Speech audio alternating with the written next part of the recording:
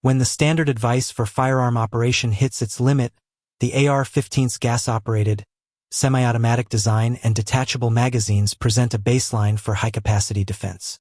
However, the shotgun, with its simpler pump action or semi-automatic, tube-fed mechanism, offers a contrasting approach to delivering terminal impact. This divergence in mechanical philosophy immediately raises questions about system efficiency and user skill requirements. The AR-15 demands a nuanced understanding of its operating system, while the shotgun, though mechanically simpler, often requires more deliberate manual action for cycling. This foundational difference dictates how each platform performs under pressure and the logistical considerations for sustained operation. Understanding this initial operational breakpoint is crucial before delving into the specific performance characteristics of ammunition and reloading techniques. The AR-15 platform represents a modern baseline for defensive operations, fundamentally designed around a gas-operated, semi-automatic action and detachable magazines. This configuration facilitates a high rate of fire and rapid follow-up shots, crucial for maintaining control during engagements. Its inherent modularity allows for extensive customization, from optics and lights to grips and stocks, tailoring the firearm to specific operational needs and user preferences. This adaptability contributes to its reputation as a versatile tool capable of precise engagement. Performance implications stem directly from its design. The gas system, while efficient, can introduce fouling that requires consistent maintenance, a factor often overlooked in casual assessment. Recoil is notably low, enabling shooters to maintain sight picture and deliver accurate fire quickly without significant disruption. Unlike many other platforms, the AR-15's terminal performance often relies on projectile velocity, leading to fragmentation or destabilization upon impact. This characteristic can reduce over-penetration risks, a significant consideration in civilian defensive scenarios. Furthermore, its lightweight and balanced nature allows for easier maneuverability in confined spaces, a distinct advantage when operating indoors. The practical value of the AR-15 lies in its capacity for sustained, controlled fire and its adaptability to various situations. While its complexity demands a higher level of training and familiarity to manage effectively under stress, its inherent advantages in speed, accuracy, and capacity make it a formidable option.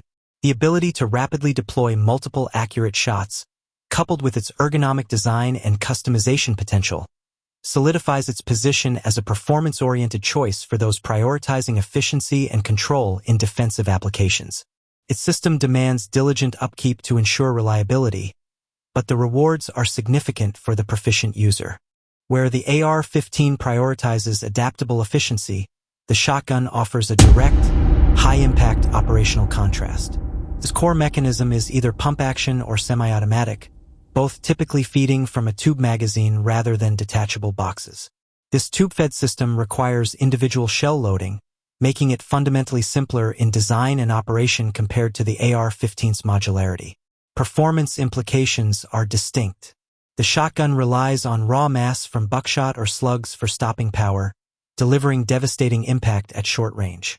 While its simpler manual of arms can reduce cognitive load under stress, the platform demands significant physical management. Recoil is notably higher, leading to slower follow-up shots, especially with pump-action models requiring manual cycling. Semi-automatic shotguns mitigate this somewhat but can be sensitive to ammunition types. The pattern spread of shot provides a slight margin for error at close distances, a unique characteristic. However, issues like short-stroking in pump models or ammunition sensitivity in semi-autos can affect reliability. Reloading is also a more deliberate action, requiring fine motor skills to feed individual shells into the tube. The practical value of a shotgun lies in its straightforward effectiveness as a close-range defensive tool. It excels where immediate, overwhelming force is paramount and engagement distances are minimal. Despite being physically more demanding and slower to reload than a rifle, its raw terminal performance and simpler design philosophy make it a formidable option for specific scenarios. However, these operational characteristics highlight a clear divergence from the AR-15, prompting consideration of other platforms when different ballistic or logistical requirements arise. The .357 Magnum operates as a high-pressure, velocity-dependent system, generating roughly 35,000 pounds per square inch of chamber pressure.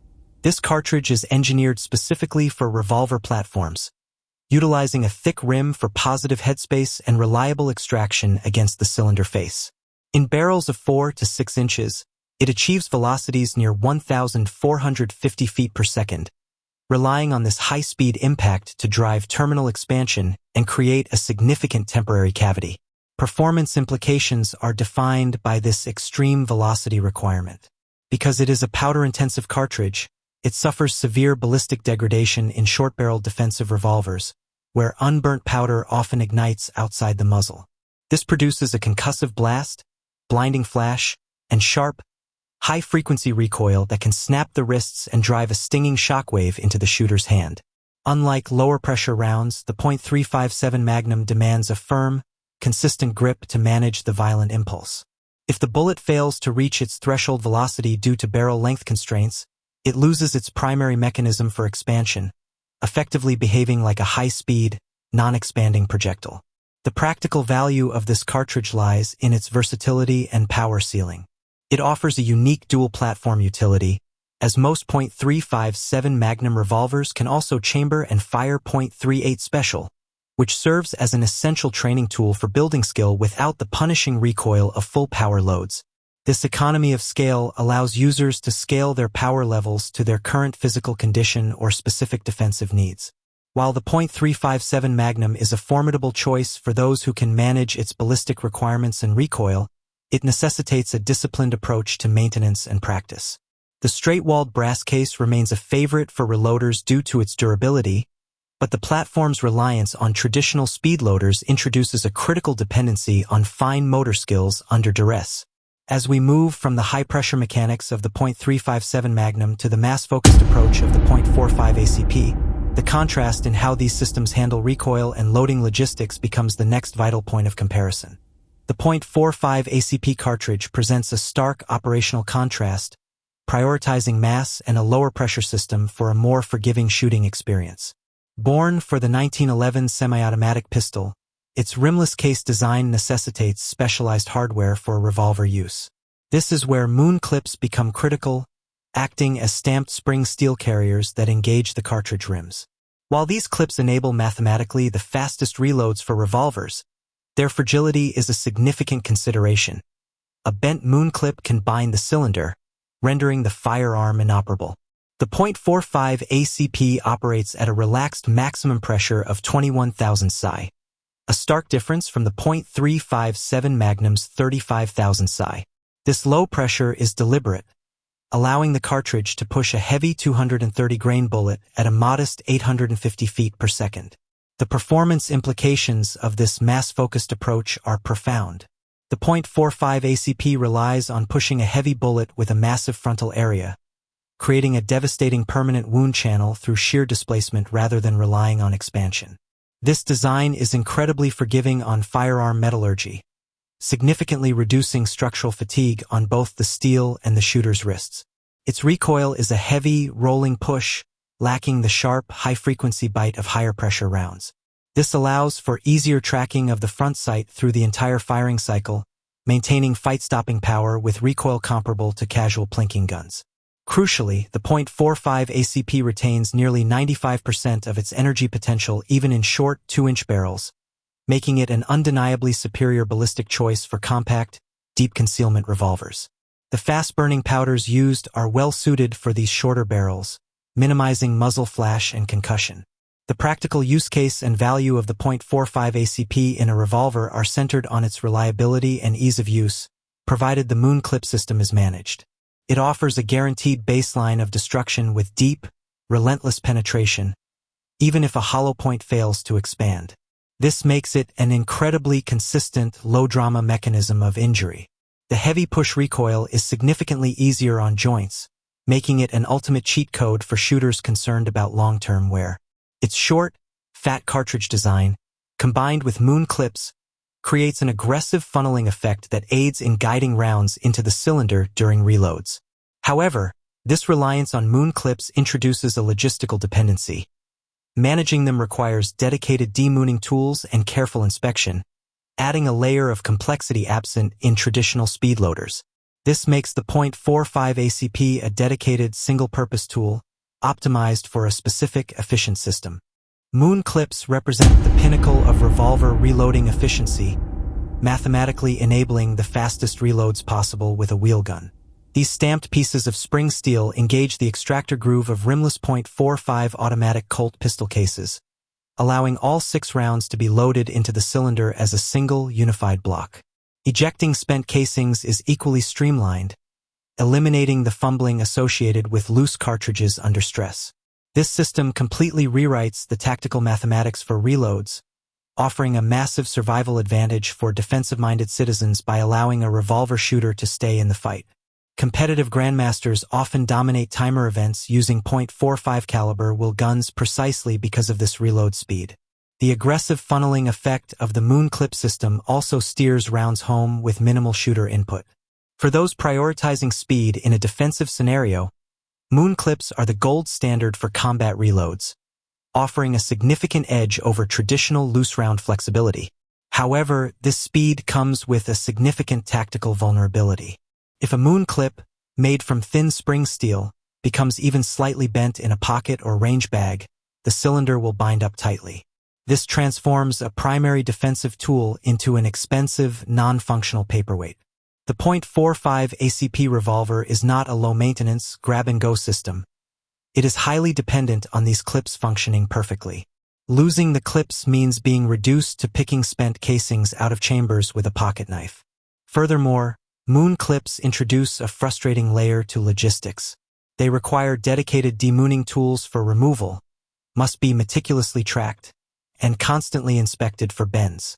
This administrative headache is a direct consequence of their specialized design, demanding a higher level of maintenance and attention than simpler loading methods. The value lies in unparalleled speed, but this is balanced by fragility and logistical overhead. The speed loader represents a traditional, manual approach to revolver feeding that relies heavily on user dexterity rather than mechanical assistance. Unlike the Moon clip, which acts as a structural bridge for the cartridges, the speed loader is a standalone device designed to hold rounds in a circular pattern for simultaneous insertion. The core specification here is the high fine motor skill requirement. The user must align the loader perfectly with the cylinder chambers while maintaining steady pressure. If the angle of approach is off by even a few degrees, the cartridges will bind against the extractor star, effectively locking the cylinder and preventing the reload from completing. This mechanical sensitivity is exacerbated by the physical bulk of the device, which often creates carry challenges or alignment interference with specific grip profiles. From a performance standpoint, the speed loader introduces a significant risk factor during high-stress scenarios. Research indicates that fine motor skills are among the first physiological functions to degrade under the influence of adrenaline. When a shooter attempts to execute a combat reload under pressure, the requirement for precise alignment becomes a major point of failure. While Moon clips provide a self-aligning, rapid ejection system, the speed loader demands a level of calm, deliberate movement that is difficult to replicate when time is the primary constraint. Furthermore, the reliance on the extractor star for retention means that any debris or slight misalignment can result in a catastrophic hang-up, turning a critical reload into a stalled operation. In practical use, the speed loader remains a viable tool for those who prioritize the flexibility of loading loose rounds over the specialized, clip-dependent nature of modern competition platforms. It is a proven, inexpensive piece of kit that allows a shooter to maintain a traditional revolver configuration without the logistical burden of managing stamped steel clips or demooning tools. However, its value is strictly limited by the shooter's ability to train through the dexterity barrier. For the defensive user, it serves as a baseline for manual operation, but it lacks the fail-safe speed and efficiency required for modern tactical engagement. It is a tool for the deliberate marksman, not the high-speed practitioner. The .38 Special serves as the operational bridge between high-pressure Magnum platforms and the reality of sustained training. While the .357 Magnum dominates the velocity spectrum, its punishing recoil and intense muzzle blast often induce flinching, which destroys the double-action trigger control essential for revolver accuracy. The .38 Special is fully compatible with .357 Magnum revolvers, allowing the shooter to leverage the same frame and grip ergonomics while significantly softening the internal ballistics. This cartridge provides a manageable recoil impulse that permits high-volume repetition, which is the only reliable method for mastering the long, heavy trigger pull inherent to double-action systems. From a performance perspective, the .38 Special acts as a diagnostic tool for the shooter. Because it operates at lower pressures, it eliminates the sensory overload that frequently masks poor fundamentals. When a user transitions from the .357 Magnum to the .38 Special, they can isolate their trigger finger mechanics and sight alignment without the distraction of significant muzzle flip or auditory trauma. This shift in ballistic energy does not just improve accuracy. It extends the service life of the firearm by reducing the cumulative stress on the cylinder, forcing cone, and internal lockwork. In an era where ammunition availability can fluctuate, the .38 Special remains a logistical constant, as major manufacturers maintain consistent production cycles to meet the high demand for this training staple. In practical use case, the .38 Special is the primary mechanism for scaling performance. It is not merely a practice round. It is an essential component of a tiered defensive strategy. By training with .38 Special, the user builds the muscle memory required to manage the revolver platform under stress without the prohibitive cost or physical fatigue of full-power Magnum loads. This allows for more frequent range sessions, which directly correlates to higher proficiency under pressure. Ultimately, the .38 Special provides the most efficient path to competency, ensuring that when the user does switch to full-power Magnum loads for defensive carry, the transition is seamless and the fundamental skills are already deeply ingrained. It is the foundation upon which effective revolver marksmanship is built, offering the best balance of economy and utility for the serious practitioner. Managing moon clips introduces a distinct logistical challenge, requiring specialized equipment for their effective use and maintenance. These clips, typically constructed from stamped spring steel, engage the extractor star to facilitate rapid, simultaneous ejection and loading of multiple rounds. However, their utility is directly tied to the availability and condition of dedicated demooning tools. These tools are not optional accessories. They are a critical requirement for any shooter relying on moon clip systems. Without them, the process of removing spent casings from the clips becomes cumbersome and inefficient, negating much of the speed advantage they offer. The performance implication of moon clips and their associated tool centers on efficiency versus complexity. While moon clips enable faster reloads compared to traditional speed loaders or loose rounds, they introduce an additional layer of maintenance. Dedicated demooning tools, often employing a leverage-based removal mechanism, are essential for extracting fired cartridges. Crucially, these tools themselves require constant inspection for bends or damage, as a compromised tool can damage the clips, leading to further malfunctions. This necessitates a proactive approach to equipment management, where the shooter must not only track the clips but also the tools used to service them, ensuring they remain in optimal condition. This adds an administrative burden that standalone revolver cartridges, like the .357 Magnum, do not impose. In practical terms, the necessity of dedicated demooning tools translates directly into increased operational overhead for the user. A shooter employing moon clips must account for these specialized tools in their gear, ensuring they are present and functional during any extended range session or defensive scenario. This includes regular inspection to prevent bends or other damage that could compromise clip integrity. The logistical chain is extended. You need the clips and you need the tools to manage them, and you need to maintain those tools. This contrasts sharply with the simpler, more direct approach of using revolvers chambered for cartridges that do not require such ancillary equipment. The value lies in the potential speed gain during a reload, but this must be weighed against the added complexity and the requirement for meticulous equipment upkeep. The decision between these platforms hinges on your willingness to trade mechanical simplicity for specialized performance. If you prioritize high capacity, gas-operated efficiency, the AR-15 remains the standard. Conversely, if you favor raw terminal impact via a tube-fed shotgun, you accept a different set of manual requirements. When moving to revolvers, the choice between high-pressure 3570 Magnum velocity and 45 ACP mass dictates your logistical burden. Ultimately, if you cannot commit to the rigorous maintenance of moon clips and demooning tools, stick to simpler loading methods.